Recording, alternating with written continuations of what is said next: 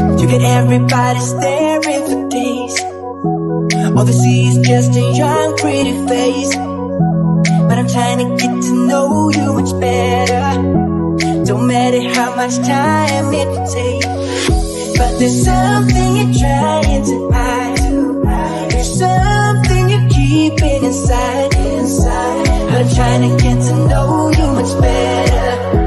Don't matter how much time it will take. I just can't give up.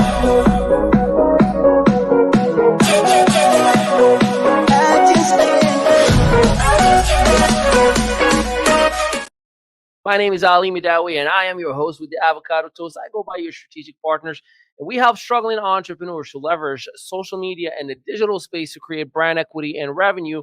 You may not have seen any of our shows, or you may have seen a lot of them.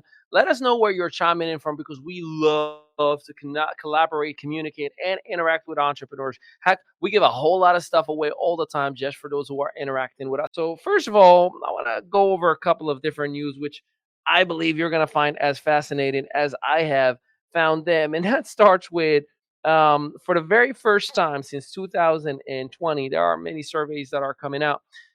You'll notice that workers overall, about 45% of the workforce right now, whether they're millennials or just the overall working population, are unhappy. And there are many reasons why they are unhappy. And listen, as an entrepreneur, I can tell you many reasons why I was unhappy with being an employee back in 2011.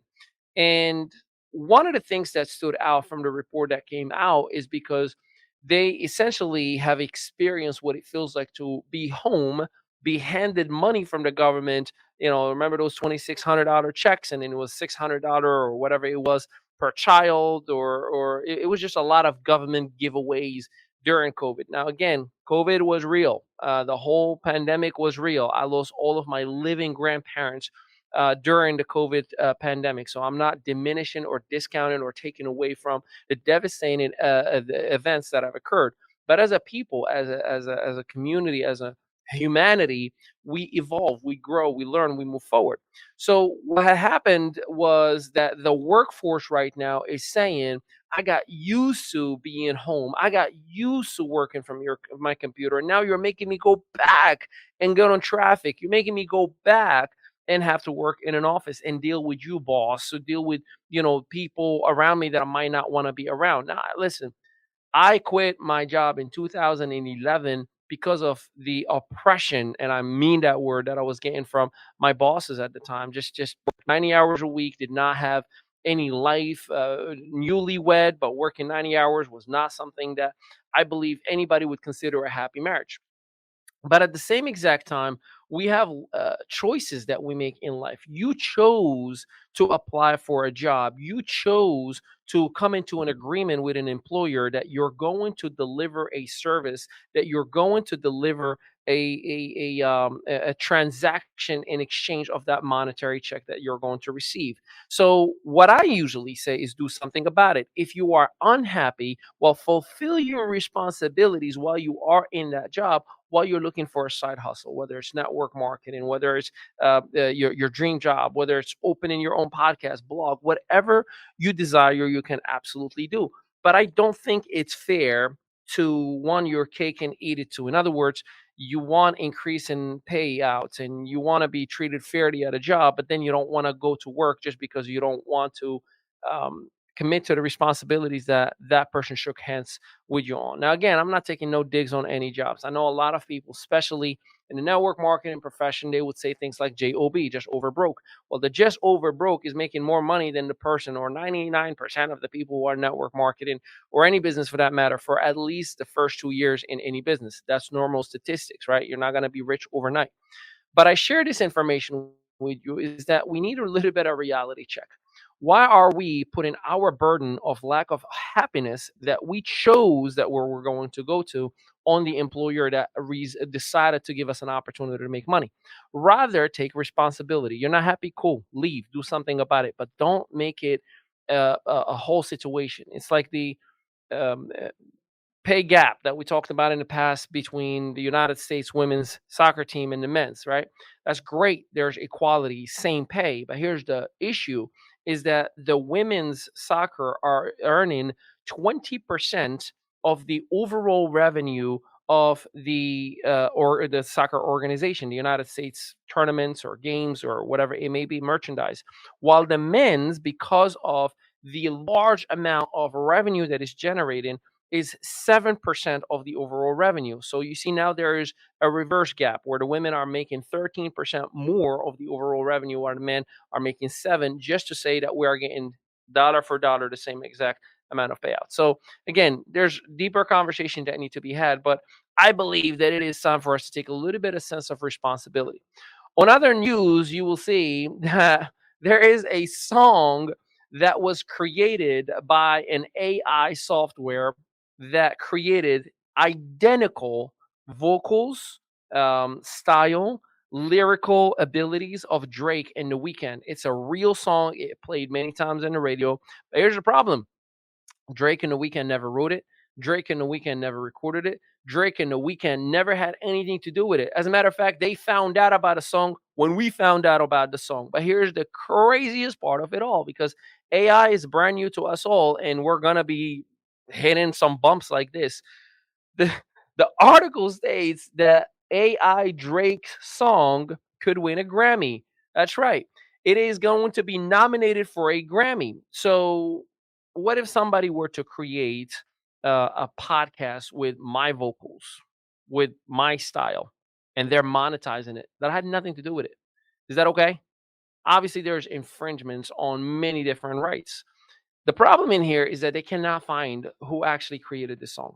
And I believe between deepfake, and if you don't know what that is somebody can take your picture and your voice and they can create a video of you saying, I hate people and I'm gonna go murder people and I killed and I did and I did and I did. And it looks as real as you and I right now. So this is one of the many issues that we're going to have to deal with the new wave of AI that we are dealing with right now. Don't get me wrong. I believe that there will be more solutions, more industries, more professions that are going to be created with AI, but you're going to deal with the shenanigans as well. But I'd like to hear, what are your thoughts? Do you think this is actually okay? Should we say, well, it is what it is. It's still going to be credited to them, or we should do something about it? On other news, you will notice this actually I was shocked about, because Elon Musk is definitely one of the most open-minded, outspoken person, and I love his rebellious, positive ways. What I mean by rebellious, positive ways, he does not care if it's going to cost him money as long as it is a positive impact on the overall things. Well, Elon Musk reportedly turned off the internet ahead of the Ukraine attack on a whole country. See, according to biographer Walter Isaac, Musk secretly ordered his engineers to turn off Starlink, which is the internet in satellite, last year. And when they asked him about it, he said, I prevented a much bigger invasion that could have caused catastrophic situations and circumstances. Now, here's my thing. If I, Ali Mehdaoui, I'm not Elon Musk, had the access to some online button that I can turn off that can make changes in warfare or historic, political, or economic or social events, would I have gotten in trouble? And why is Elon Musk just saying, hey, I did what I had to do? I own that satellite. I can turn it off. This is where capitalism and money and power are kind of commingling a little bit. I think that situations like these, Elon Musk should have probably just brought it to the attention of whomever was in charge of making decisions on warfare, instead of just taking it upon himself and deciding the fate of many individuals. I love Elon Musk. I agree with him on most of what he does, but this is right here, my man, not cool, and I'm not for it. Let me know what you think. On other news, we're going to go to this new report that says cars have worse privacy policies of all product surveys. Now, here's the interesting thing. Unless you're driving a 67 Chevy truck, you're probably falling in this category. And you may say, well, what do you mean, Ali? See, the GPS itself that we have in our car collects data from every single point that you're stopping, that you're parking, what you're facing, the address, the most places that you visit. And that GPS is operated by government agencies. But here's the interesting part. Your smart car that you're bragging about to everybody is collecting data. As a matter of fact, the worst rated car in privacy, Tesla. Tesla, even on their terms and policies, are stating that we are collecting this data and we are selling it to advertisers. So wherever you stop frequently, that data is collected and sent to those locations so they can advertise to you even more. They actually are collecting your first name, last name, email, phone number, address, social security, tax ID, anything and everything you can imagine. And that information is by default, the moment you sign that contract, is no longer in your possession. In other words, they can do whatever they want with it. By the way, if you're like, oh my God, this is so crazy, how could they do that? Well, when you sign up for Facebook, you agree to the same exact thing. See, when you scroll down and you just hit that submit to terms and conditions, what you fail to understand is that Facebook or any social media platform, they take that information, that data, the pictures, the videos, and they can do whatever they want with it. They can sell it to whomever they want. That's what you and I agreed to. It's crazy, right? I know it now. I didn't know it back then. A little ninja bonus for those of you who use social media, and I've advised many of my friends just recently, make sure you go to your settings and find a button that says download my data. Do that on every social media assets. And I'll explain to you real quick why. See, when you download your data, you actually will receive from those social media assets Google Drive folders with every picture, every message, every contact, every story, every video you've ever done. Why is that relevant? My sister, our CMO, Tima Harden, she actually had lost or somebody stole or hacked or however you want to call it, her Instagram and Facebook account for her for her personal life. And photos, videos, pictures of children since birthdays, wedding pictures, videos gone. Imagine that were to happen to you. All of your memories gone. Because we are in a digital space, right? I highly recommend that you do that so you don't have to worry about the shenanigans of privacy because we are in the digital age. We are in the AI age. Everything you do, you go to the doctor, they by default say, oh, HIPAA laws. But the moment you say, I agree to release this information to the appropriate parties, it's gone. You need to just protect and prevent from being taken advantage of. I just updated my McAfee software for the privacy and from antivirus and all that kind of stuff. And then I just ran a scan on my name, and I found out that I was in hundreds and hundreds of websites that I never would be in, literally with my picture profile that was just stolen from a Facebook account, information that was stolen from Facebook accounts. The same, they just copied it and created in porn sites, created in like all these different things. And I'm like, what the hell is this? And then I find out from our chief production officer, Rich Tomes, who's like, bruh, if I were to really dive deep and do a test on you the way I would do it, I'll probably find you in 5,000 different locations that you wouldn't even think you'd be in. So, did I freak out? No, we're just gonna have to prevent and make sure that we put different measures in place, two-factor authenticators, notifications whenever somebody try to log in with our information, and so on and so forth to protect yourself. And before you agree onto anything, take the time and read the terms and conditions. You'll be amazed. Sometimes you have no choice but to say, "Oh well, either I'm gonna say yes to this, or I'm not gonna get what I want." But it is what it is. Last but not least, we're going to go to different news. And this is an article. If you remember a few weeks ago, we were talking about some articles that came out in the industry of trading and network marketing. And it saddens my heart every time this happens. Listen, I've witnessed depositions. I've seen legal cases from FTC and from SEC on different circumstances and situations, and this breaks my heart. But here's the thing: this article that just came out, actually, it's about a company called. It's about a lawsuit between a former top earner of a company called Economy. I personally have worked with Economy. As a matter of fact, I was their VP of Business Development for about 7, 8 months until I resigned February this year in 2023. Now, but the reason I want to bring this, I talk about this repeatedly. You have to be extremely careful who you are going in bed with. Now, I'm not siding with Ali Saleh and this whole case that came about. And I'm not signing with economy. I'm just reporting and bringing to your attention that whatever you say, even if it's in private text messages, even if it's in DMs, even if it's in stories that you think may disappear, will come back and haunt you. So, according to MLM, behind MLM article, Ali Saleh, who formerly resigned from economy after a whole lot of back and forth, is suing for unpaid commission and upwards on $150,000. And economy and its executive team are going back and forth, and there's obviously a lot that is still to be said. But this just brings to your attention, when there is network marketing, which is all about excitement of building a team and a community, and then money and trading, there's usually blurred lines that get crossed, deals that are going to be given, deals that are going to be exposed eventually. I always talk about this with many of my fellow network marketers. Hey, you want to give a deal to your leaders, give it, but just make sure you're public about it. Make sure there's merit to it. See, if you have to hide it, it's a problem, because that means that there's something finicky that is going from it. See, in here it states that Ali Saleh had a deal to just have one leg that is being built, and he gets essentially the compensated from it.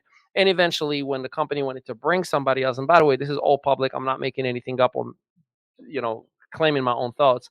But it's bringing to light a lot of what the deal and how it was set up. So, what do you think is going to happen? Everybody who was always questioning, is there a deal? Is there a deal? Was there a deal? Was there a deal? No, no, there's no deal. There's no deal. Now it is all exposed and out, and it makes both parties look really, really bad. Now, Ali Saleh and I are good friends, buddy of mine. I love you to death, bro. We are just reporting what is public in here. I am looking forward to having him on the show. I can promise you, because I want to give him a platform to share with us exactly, how did we get into this mess? Because I believe that, a company like Economy, and I worked with them again for a couple of months, have something great. But there is a fundamental flaw in the whole industry of network marketing and trading. Look at what just happened to IX Global. $49 million scam. Went from a couple of $100 million a year, successful network marketing company globally, and just like that, $49 million scam. IML, a $270 something million suit from the SEC they're being hit right now. FTC rather. So I can go on and on and on and on and on and on. At the end of the day, if you have to hide it and be secretive about it with non-disclosure agreements, most likely there's a ridiculous reason why it's gonna come back and bite you, and you know what. Now, last but not least, and this is near and dear to my heart, I talked to you a little bit about Morocco. Morocco has been devastated, unfortunately, with the earthquake. 2,000 plus people have died thus far, and many are still missing. But what ticks me off is how the media and capitalism is still taking advantage of a very unfortunate circumstance. I'm going to show you a quick video of a reporter or an anchor and his reporter who happens to be 30 plus or 38 miles away from where the earthquake has taken place. Though the whole country of Morocco is a little bit bigger than the size of the state of California, and the whole country felt it indeed. But he went to a very, very, very far away village where there were damages, where people actually have died. And he kept on highlighting and just focusing on the weak infrastructure and re-edifying, or rather de-edifying, what advancements and how Morocco, which by the way is no longer identified as a third world country. Let's watch this video and then we can talk about it in a second. Check it out. Destruction and despair in Morocco after a massive earthquake struck there this weekend. NBC's Raf Sanchez has made his way near the quake's epicenter. Raf, what does it look like there? Willie, good morning. We are in the mountain village of Moulay Brahim. We're about 30 miles east of the epicenter. And throughout this village, you can see homes that are either completely destroyed or, like the one behind me, are partially collapsed, in danger of total collapse. This village was home to 3,000 people, but local people here tell us some 40 of them were killed on Friday night. So that is more than 1% of the population that has lost their lives here. And they are part of a growing national death toll that has now climbed above above 2,000. The rescue effort here is fiendishly complicated. The destruction is not concentrated in a single area. It is spread through villages like this, and the roads to get here are winding, narrow, and treacherous. In some places, they are blocked by heavy boulders, but the rescue continues nonetheless. Local people, hand by patient hands, digging their neighbors out from underneath the rubble. One person was rescued in this village yesterday, and that is giving hope that there may be more survivors still to be found. We are still in that golden 72-hour window when it is the best chance to find people alive. Time is running out, though, and this rescue operation gets more desperate by the hour. Willie?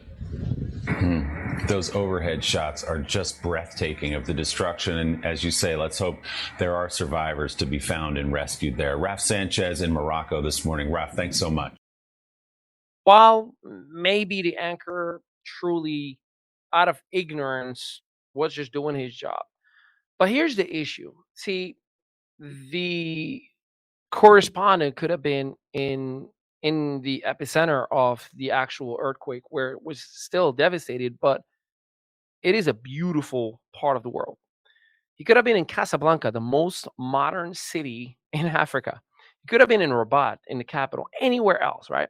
But he chose to go 30 plus miles away from the actual epicenter to focus on a tiny village that is unfortunate. 40 people have died in there. Yes, I was born and raised in Casablanca. 3 people died in Casablanca, which is way, way away from the epicenter, but still they felt a shock and a house fell. I get it. But let me show you the beauty, because this pisses me off for one main reason. You ever watch a movie? As a matter of fact, if you watch Mission Impossible 4, there's a scene where they put Casablanca, Morocco. And I was like, oh my God, they're showing Casablanca, Morocco. But then all you see is the desert. That's ignorance. Whether it's Hollywood or American TV, this happens all the time. And it makes me really mad. It's actually offensive. Like you're diminishing our value and making us look like we're just, mud houses. And that's not the case. So I want to educate a little bit. Morocco is a well-established country. Morocco has advanced, and it's not just Morocco in here for a second. The rest of the world and the African nations and what is to be considered, I share this with you, and you may feel a little bit right here, a little bit of my passion, because I don't want you to fall in the trap of ignorance. Get educated. Take a moment and just Google or YouTube search Morocco or any country for that matter. The United States, and for me, has been the greatest opportunity, the greatest land that's given me everything that I am right now. But it is not right to diminish other countries just to keep people in ignorance in here. I love you, Morocco. I love my family, and be careful with scams. I donated to a scam GoFundMe yesterday, try to help, and then I realized it was a scam. So make sure you use the UNICEF or Save the Children or any legitimate organization so you can do your help. We're going to take a little bit of a break, and then we're going to come back to a whole lot more. American Senior Benefits is a nationwide insurance marketing company with headquarters in Austin, Texas, and Kansas City, Missouri. With dedicated regional and district offices all across the country, ready to serve the unique and specific needs of those who are 55 and older. They specialize in the mature market, and their veteran leadership team has over 155 years of experience serving our greatest generation. Their trained agents and managers have a true understanding and awareness of the things that keep this group awake at night. They are a veteran-friendly company and have many veterans as part of their dedicated sales force. They target the senior market's concerns, including running out of money during retirement, costs of nursing home and home confinement, protecting your investments, including guaranteed income, premature death, wealth transfer, hospitals, and doctor bills. Their agents represent nearly 200 different insurance companies specializing in the different ways Medicare and other ancillary products such as life insurance, final expense, long or short-term care, annuities, etc. They can benefit you tailoring these products to your specific health needs.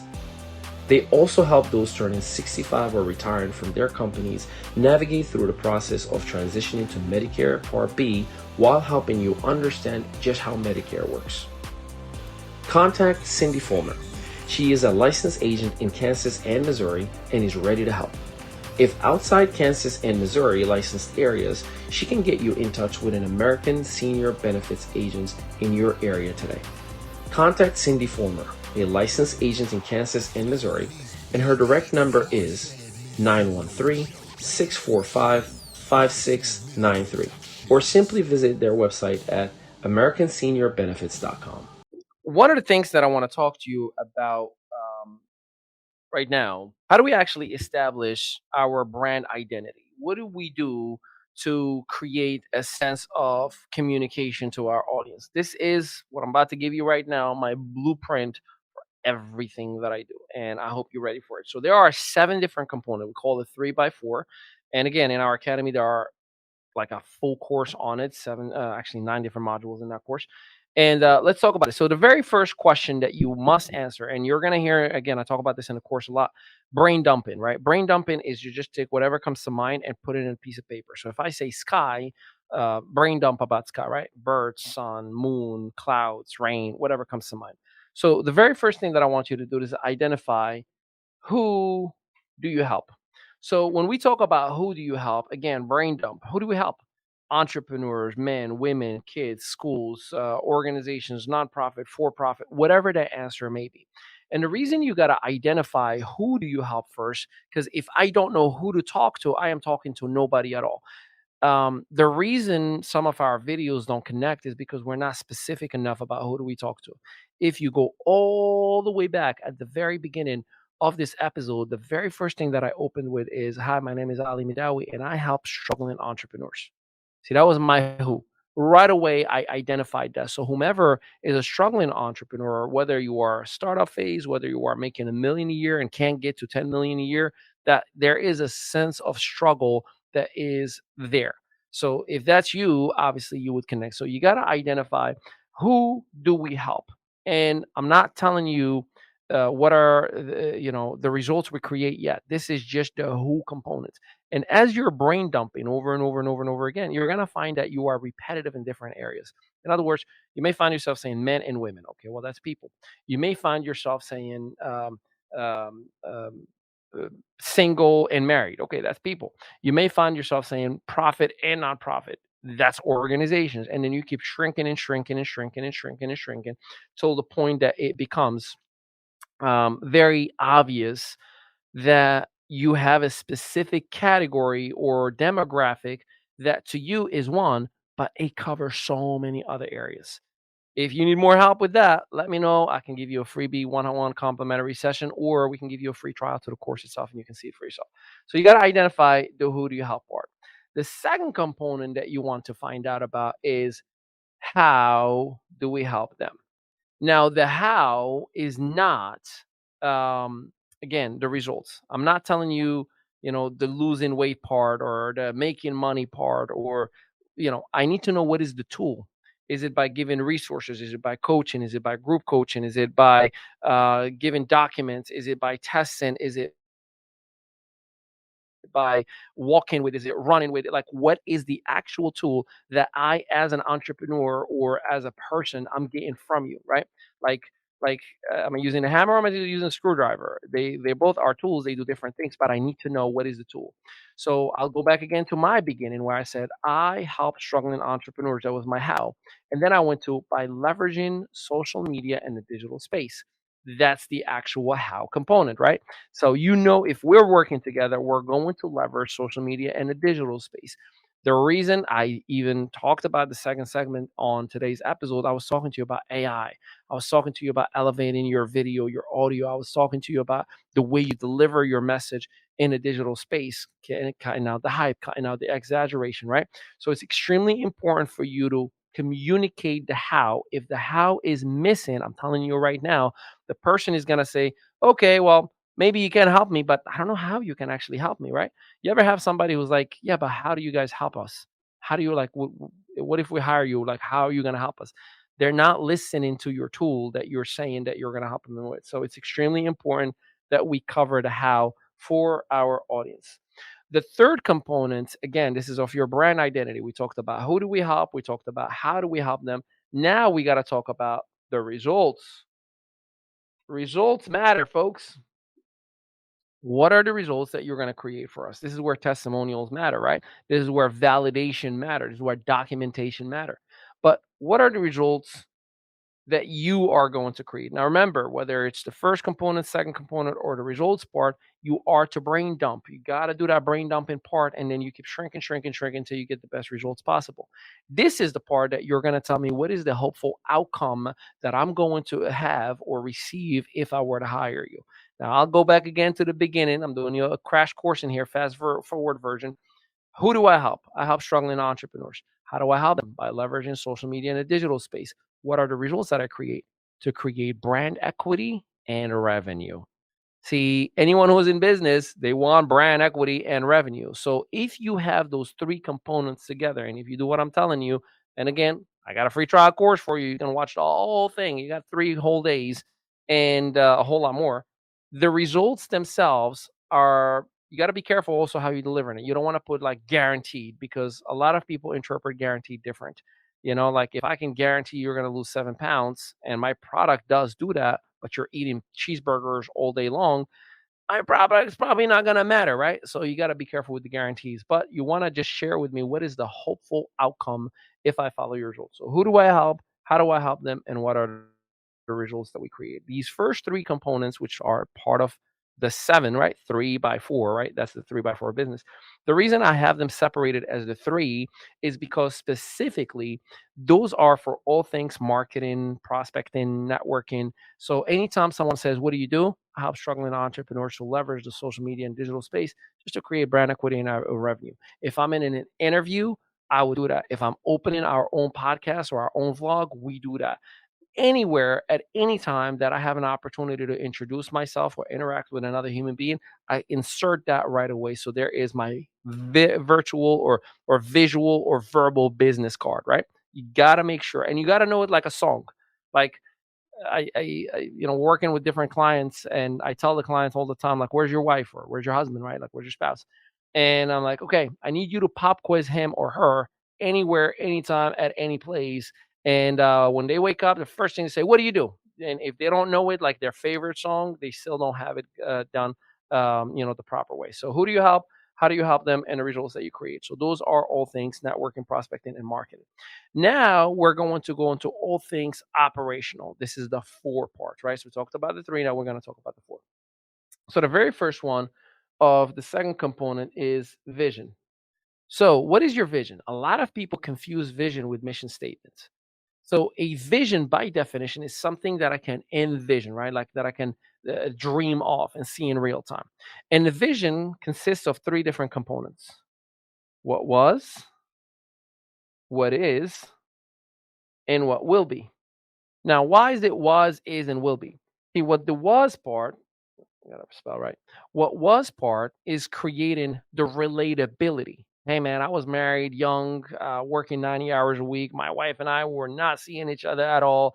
And I would come from the restaurant smelling like a pig. Just it was horrible. I hated everything. And I was like, all right, that's relatability. So I started a business and it got me out of that job. But where I found myself right now is I'm expanding a few different brands and different companies so I can help and achieve an impact in this community or in this industry is, right? That's transparency, where I stand right now. And then you have the third component, the what will be. The what will be is the dream part, and I look forward to helping 100,000 people. I look forward to sponsoring 1,000 children a month. I look forward to whatever that dream is. If the was, and by the way, this has to be real, honest, and genuine. It cannot just be some made up stories, right? So if the was part is truly relatable and honest, the other person is going to say, man, I totally get it. I relate. They say you were where I am or where I was or where I reasonably was. And they start thinking about, well, where are you right now? And you tell them without hype, without exaggeration, well, right now I'm doing X, Y, and Z, and I'm looking forward to growing into such and such and such. And then you go to the dream. That's where they start dreaming along with you. They envision that roadmap with you. And that's where the individual starts saying, I want to do something together with you, right? So the was, is, and will be. Matter of fact, Last time you applied for a job, this happened to you. The interviewer said, "So let me tell you a little bit about how our company started. TGI Fridays or TM Carlson, we started in a small place in Tennessee and it grew into this franchise process. And we are right now all over the United States and few other markets in Europe. Our hope and our goal is that we can expand in Africa and South America. And, we have had a little bit of a hard time." See, they told you the why. Now they're telling you we've had a little bit of a hard time to doing it because of linguistic abilities or culture or whatever, yada yada yada. But we really want to grow 25 units in South America, and 10 more units in Africa. And I'm curious on how you can help us doing so. See, now they gave you the was, the is, and will, and now they're sitting in there saying, "Let me see how you're going to react. And are you going to be relatable? Are you actually going to give me the value that I'm looking forward to?" And based on those answers or your answer, they may actually hire you and give you an opportunity, right? Same exact thing that you now have to do because this is an operational piece. Sure, you can use this in an interview as well, but it's operational. When you are going to hire a virtual assistant or a contractor or an employee, you want to let them know, here's where I was, here's what I am, here's what I will be, and watch their answer. And I promise you, it'll help you make a proper decision on hiring that individual. So that was the vision. That's the first of the four pieces, right? Now we're going to go into culture. Culture. Culture is the most powerful piece in anything that has to do with interacting with people, especially if you're building a clientele community or network community or an audience membership, whatever it may be. See, everybody wants to be part of something. Everybody wants to be part of a culture. And whether it's religious or not, you know that you are part of some cultures. It could be the NFL, that's a culture. It could be church, that's a culture. It could be boss babes, that's a culture. But think about this, the Nike switch, right? What does it stand for? What do they say in Nike? Somebody let me know, whether you're listening or watching, replay or live. Just what? Just do it. What kind of culture are they promoting? Just do it. Challenging. Shut up and go to work. Shut up and go to run. Just do it, bro. This is why when you and I wear Nike gear, we're ready to run a 5K. That's why if you go to the gym and you're wearing Nike shirts, and even if you pay $55 on it and they spend $1 on somewhere on overseas to make it, you still feel like you're ready to rock and roll, right? Think about Gatorade. Gatorade, every athlete, collegiate, high school, professional, they're drinking Gatorade, even if it should not be in any athlete's body. But what does the commercial sell? There's usually, let's say, the basketball campaign. Last player takes the last shot, the last minute, and then he's turning around while the ball is still floating in the air to go slow mo. And he looks at that camera and he says, "Gatorade, is it in you?" What are they selling? The it factor. That means if you are drinking Gatorade, you are the player with the it factor. So therefore, they're selling the culture of the it factor. Think about McDonald's, as horrible as it is. Pa-da-pa-pa-pa, I'm loving it. They're showing a picnic style, in this food that is not real food at all. So my point being in here is that if you don't have a culture, people don't know what they're part of. They're not going to be excited about something, about a movement, if you will. So you got to identify your culture. And there's no wrong answer as long as it is real, authentic, and consistent. And whatever you are doing and building, whether you are having conversations, whether you are decorating your office, it has to speak the elements of that culture. The website has to speak the elements of that culture. Okay. So that is the next one. After culture, and this is where everybody falls flat on their face, and I bet you will too, is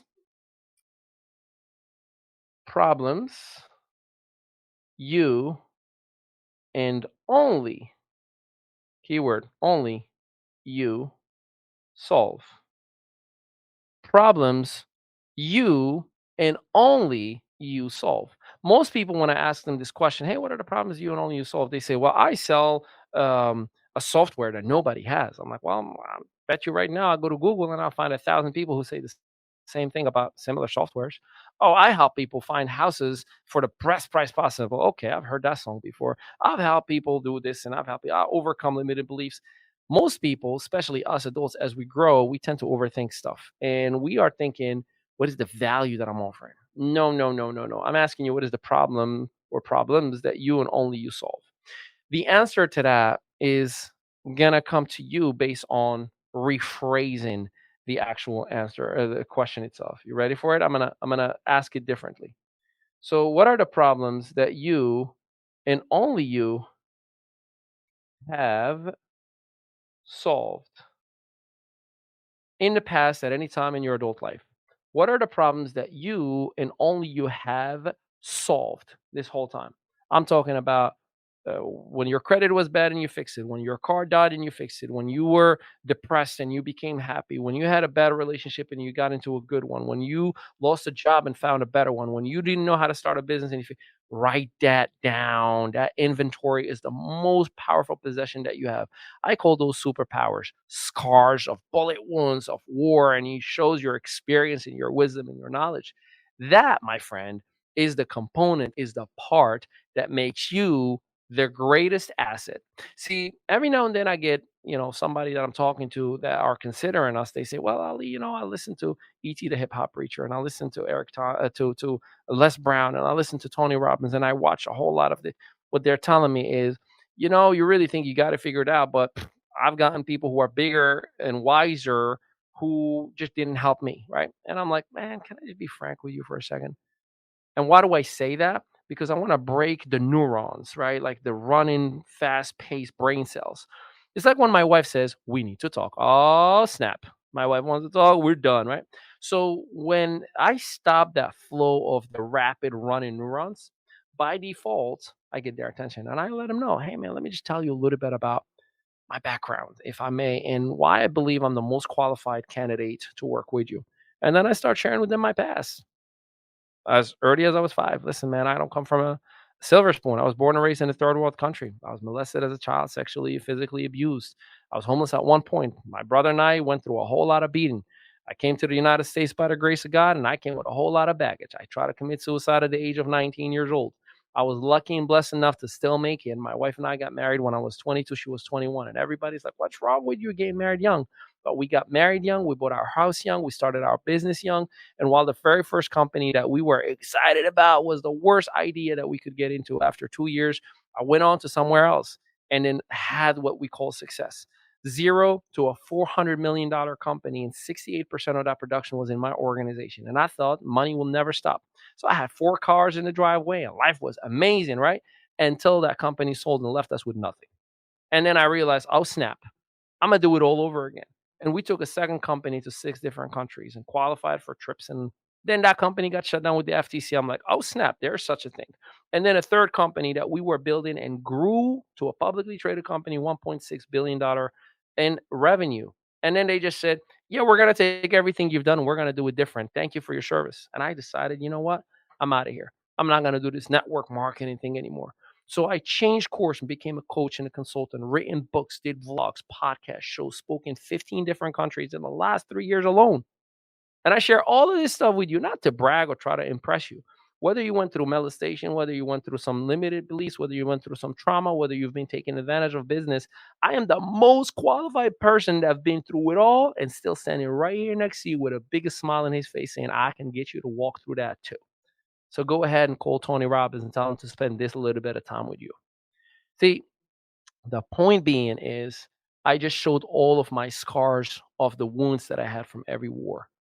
And I just showed that I do have the experience and I can buy you speed. Now, it's very rare when that conversation comes up, but you have to be able to communicate why you are the right qualified candidate to work with that individual. And this conversation will do that for you. All right. Last but not least, number 7 in the most important components. And I say most important for a reason. Do you operate on a budget? If you don't, you are one flat tire away from shutting down the business. You ever work with somebody and they said something like this? Ready? Man, I've been praying about it and I thought I'm going to take a couple of days off and just kind of overthink where things are going to go. No, you're just quit. You're just going to quit. That's what you're doing right now because you realize you're in over your head. You realize instead of calculating your numbers and working on your projections and doing it the proper way, you just went spend with a lottery ticket in your mind. Oh yeah, tomorrow I'm gonna hit big, and tomorrow never come. So you gotta operate on a budget. Look at your state of affairs. Look at your statements, and then from your statements and your bank affairs, you're gonna see the last 30 days. Study your numbers. What do I spend money on? What can I trim? What can I remove? Where can I redirect as far as money? What is the cash flow positive that I have? And if you have just an extra $200 a month, every single month, don't go to the club or whatever. Okay, this $200 I'm going to dedicate to my business. And if you don't need to spend money on it, save it. Save it, because 6 months goes by, you'll have $1,200. You can upgrade your website, you can upgrade your funnels, you can do some ads, you can do a whole lot. The problem and the reason why most people don't have money to spend on a business is not because they don't have money to spend on a business. We can make money all the time. Is because they never actually plan on what 6 months from now's greatness is gonna come. I'm always cash broke intentionally. And I'm always planning that in the next 6 months, I have to upgrade. So I have to have that money growing in order for me to upgrade everything in 6 months. So, as a recap for you, number one, who do you help? Number two, how do you help them? Number three, what are the results you create? Market it. Operation. Number one, what is your vision? Was, is, will be. Number two, what is the culture that you are developing? Number three, what problems do you and only you solve or have solved in the past? Document, right? And then, of course, number four, do you operate on a budget? I believe that if you have this formula together, you absolutely will be a much better operational company, a much better operator yourself. If you are overwhelmed with what I just shared with you right now, I can promise you what I just told you created multi-million dollar operations in companies, taking companies public, and a whole lot more. But you have to be responsible. You have to take your part and do it and execute. I'd love to help you. Let me know in a comment or just DM us or go to winwithali.com. There are multiple options, as little as free trial to $47 and even higher depending on your budget. For those of you who are local in New Jersey, we'd like to have you in our studio. We'd like to feature you. We'd like to showcase your gifts. If you have what it takes, and if you definitely want to escalate your business, your name, your brand to the next level, we have a whole package where we create reels for you, where we do infomercials, where we do presentations, where we do photo shoots. We do a whole from the parking lot all the way to the top floor to where we are, where we make you look like a superhero and we give you all of those. We can even put PR for you. We can just do so much. You just have to do your part. Ali Mehdaoui in here, really excited about having this second episode of our fourth season. And I'm looking forward to hearing your feedback. Until next time, peace out, everybody. American Senior Benefits is a nationwide insurance marketing company with headquarters in Austin, Texas, and Kansas City, Missouri, with dedicated regional and district offices all across the country, ready to serve the unique and specific needs of those who are 55 and older. They specialize in the mature market, and their veteran leadership team has over 155 years of experience serving our greatest generation. Their trained agents and managers have a true understanding and awareness of the things that keep this group awake at night. They are a veteran-friendly company and have many veterans as part of their dedicated sales force. They target the senior market's concerns, including running out of money during retirement, costs of nursing home and home confinement, protecting your investments, including guaranteed income, premature death, wealth transfer, hospitals, and doctor bills. Their agents represent nearly 200 different insurance companies specializing in the different ways Medicare and other ancillary products such as life insurance, final expense, long or short-term care, annuities, etc. They can benefit you tailoring these products to your specific health needs. They also help those turning 65 or retiring from their companies navigate through the process of transitioning to Medicare Part B while helping you understand just how Medicare works. Contact Cindy Fulmer. She is a licensed agent in Kansas and Missouri and is ready to help. If outside Kansas and Missouri licensed areas, she can get you in touch with an American Senior Benefits agent in your area today. Contact Cindy Fulmer, a licensed agent in Kansas and Missouri, and her direct number is 913-645-5693, or simply visit their website at americanseniorbenefits.com. Introducing our exclusive PR services for businesses, a chance to supercharge your visibility and credibility in the market. In a crowded marketplace, it is essential for businesses to stand out from the competition. Ali Mehdaoui here, and Mehdaoui Enterprise. We understand the power of effective PR and the ability to elevate your brand visibility and credibility. See, we can help you navigate all of those complex PR landscapes, and the results will be strong, credible, and in 200 plus media outlets like NBC, CBS, Fox, and all of their subsidiaries. Our team of experienced PR professionals will work with you to craft compelling stories and connect you with influential media outlets. Guaranteed. Now, don't miss this opportunity to amplify your brand's reach and establish yourself as a trusted industry leader. Visit our website today at winwithali.com and let's get you started today. Mehdaoui Enterprise and your strategic partner for an unparalleled visibility and wavering credibility.